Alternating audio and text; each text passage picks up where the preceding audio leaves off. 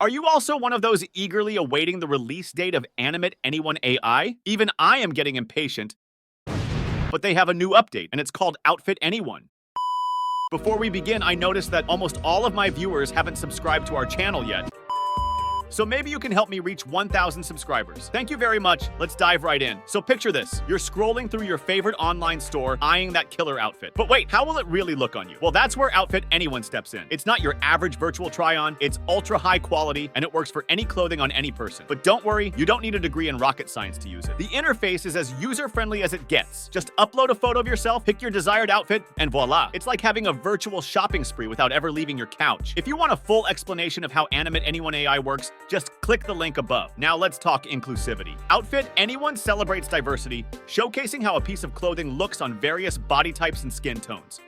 It's breaking down barriers and reminding us that fashion is for everyone, no matter your shape or size. This cutting-edge AI technology goes beyond static images. It brings your avatar to life, mimicking your gestures, facial expressions, and even dance moves. It's like having a personal digital twin that mirrors your style and vibe.